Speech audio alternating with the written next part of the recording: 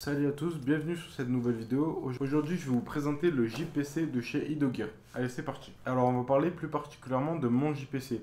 Parce que forcément, comme d'habitude, j'aime bien vous présenter les choses une fois que c'est monté, une fois que c'est fait à mes goûts et à mon image. Je trouve ça un peu débile de vous présenter des choses sorties de boîte, sachant que vous avez les sites internet qui peuvent déjà vous donner les informations d'origine. Donc, ce JPC de chez Idogear. Alors, Idogear, c'est une marque que vous pouvez retrouver notamment sur AliExpress, il me semble, et quelques articles sûrement sur Amazon, si je dis pas de bêtises. Alors, ça se rapproche vachement de la qualité TMC. Pour ceux qui connaissent TMC, franchement, Idogear, ça s'en rapproche beaucoup, notamment au niveau de la qualité des tissus, des couleurs. Comme vous pouvez le voir, le multicam est plutôt bien fait. Vous avez des tissus qui sont assez légers et quand même robustes. Donc, honnêtement, Idogear est une bonne alternative pour avoir quelque chose de pas trop dégueulasse. Et notamment si vous cherchez du multicam pas trop moche. Donc, on va commencer forcément par l'avant. Au niveau de l'avant, on a d'origine pas de clip, comme vous pouvez le voir ici.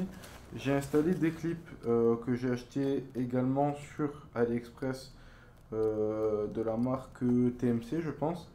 Et du coup, j'ai dû retailler dans le gilet directement. Hop, je sais pas si vous voyez. Et j'ai bloqué avec des riselants pour éviter que ça se défasse. Alors c'est tout simple, mais ça fonctionne bien.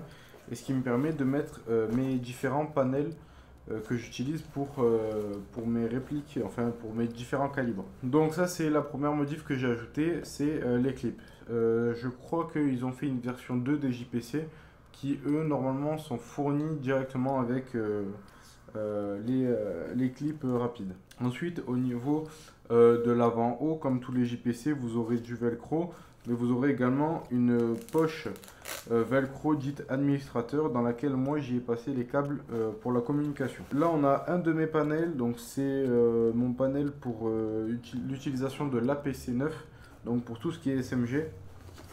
Comme vous pouvez le voir à l'intérieur, on a des inserts pour chargeur 9 mm.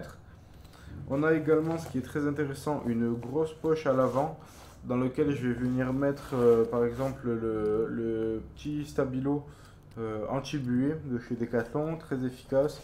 Vous voyez, j'ai des cartouches de CO2, j'ai des petites babioles, je mets souvent mes clés. Sur le côté, vous avez une poche porte-chargeur PA ici. Normalement, vous en avez un de l'autre côté, mais la mienne était déchirée, donc je l'ai retiré proprement. Juste en dessous, vous avez une poche de chez Tasmanian Tiger en vert olive ou plus, il tire plus sur le Green Ranger. Donc c'est une poche comme d'habitude chez Tasmanian Tiger qui est très clean. C'est du Cordura, donc très costaud. Vous avez un porte-garrot au niveau du dessous. Dedans vous avez un petit filet, vous avez des passes en molle que je n'utiliserai pas, mais vous avez quand même des passes en molle devant. Donc c'est des petites poches qui coûtent pas super cher, je pense c'est une quinzaine ou une vingtaine d'euros la poche pelvienne. Mais j'aime beaucoup les poches pelviennes sur les gilets, donc je suis parti sur la Tasmanian Tiger. Au niveau du cummerbund de droite, vous avez pareil une triple poche AR15 de chez Idogear. C'est des poches copie Blue Force Gear qui elles sont de bien meilleure qualité que les Emerson. J'ai les mêmes de chez Emerson qui elles au niveau de l'élastique sont moins robustes et ont un moins bon maintien. Alors je les ai mis là tout simplement parce que de 1 ça ne prend pas de place vu que les élastiques comme vous pouvez le voir c'est tout plat. Ça fait une protection contre les billes et surtout ça me donne un emport non négligeable. C'est-à-dire que je peux emporter des chargeurs supplémentaires, je peux emporter des BB-loaders, je peux mettre des pinces multifonctions comme je le fais souvent. Ça peut quand même me faire des emports en plus, des chargeurs supplémentaires, etc. Tout en ne prenant pas beaucoup de place et clairement c'est assez léger donc c'est pas au niveau du poids que ça me change. En parlant du poids, le gilet est relativement lourd parce que j'ai décidé d'y mettre des vraies plaques à l'intérieur. Donc c'est quand même des NIJ3, c'est pas de la très grosse plaque. Forcément c'est plus lourd que les plaques en plastique ou en mousse. Ce sont des plaques qui restent jusqu'au 357 Magnum, si je dis pas de bêtises, à deux impacts de 357. Donc autant vous dire qu'avec le 6 mm, je suis large. Pourquoi j'ai décidé de faire ça? Ben, même moi je ne comprends pas tout. Juste niveau de la forme, niveau de la rigidité, etc. On peut pas avoir ce genre de choses sur des fosses. Et puis on sait jamais, ça peut toujours servir des vraies plaques. Alors sur le côté gauche, comme vous pouvez voir, on peut voir une oreillette. Donc c'est une oreillette bien sûr de communication qui va passer en fait au niveau de l'épaule. Donc bien sûr que j'ai dû entailler aussi pour y faire passer le système d'attache. Et ensuite vous avez donc le câble qui vient ici. Il y a une partie du câble qui est dans la poche avant. Ça vient descendre jusqu'ici, glisser derrière sur le cummerbund. Et ensuite ça arrive jusqu'à la poche radio. Hop. Jusqu'à la poche radio qui est ici, dans lequel j'ai ma petite radio Baofeng. Alors, on vient à peine de se lancer, donc c'est une Baofeng, je sais même plus quelle référence, c'est pas une UVR5, UV5R je crois, ou quelque chose comme ça. C'est pas celle-là, c'est vraiment des choses très entrée de gamme, mais qui suffisent dans nos communications, du moins dans nos communications dominicales, car pour l'instant, on ne s'est pas encore lancé sur des très grosses OP. Radio qui fonctionne relativement bien. Ça coûte très peu cher, je crois que c'est une trentaine d'euros la paire de radio avec les deux chargeurs, etc. Fourni avec les batteries. Donc autant vous dire que ça vaut plutôt le coup. L'oreillette, c'est une Retevis, pareil, ça coûte vraiment que dalle. Alors pourquoi je suis parti sur une oreillette? J'ai horreur des casques anti-bruit. J'ai décidé de mettre l'oreillette forcément du côté gauche, vu que j'épaule du côté droit. J'épaule rarement du côté gauche et quand je fais le changement d'épaule, je change pas de main. Donc au final, je serai beaucoup moins gêné. Et ça fonctionne beaucoup mieux comme ça. Ensuite, à l'avant donc du cummerbund, j'ai une poche de chez Hatefield cette fois-ci, et qui pour le coup, ils se sont vraiment bien améliorés au niveau du camo multicam. Je me souviens que avant c'était du camo rose presque. Là, ils sont bien améliorés, et donc cette poche-là me sert soit à prendre plus d'emport. La dernière fois, par exemple, j'avais mis deux chargeurs d'APC côte à côte. Il me sert aussi pour mettre des éventuels fumigènes ou grenades. Enfin bref, ça rajoute de l'emport, mais je mets souvent des petites choses dedans. Ensuite, sur le cummerbund, là, on a deux poches de chargeur PA de la marque TMC en Ranger Green. Et là, pareil, c'est tout simplement pour mettre de l'emport au niveau PA. Donc, comme vous pouvez le voir, il y a énormément d'emport, ce qui fait que c'est un gilet ultra polyvalent. Quand je les utilise pas, ils prennent très peu de place. Pour ce qui est par exemple des ports chargeurs PA ici ou des ports chargeurs à la base 556 ici, ça prend très peu de place, mais pourtant ça me sert vraiment souvent en partie.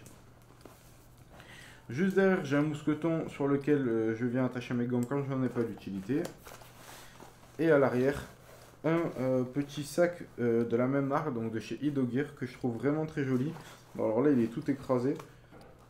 Voilà, c'est un plutôt bon sac, pareil, la qualité est vraiment pas dégueu. Il est très léger, avec un tissu très léger, mais une couleur qui est vraiment impeccable et qui se rapproche vraiment du multicam Cry, et c'est ce qu'on cherche.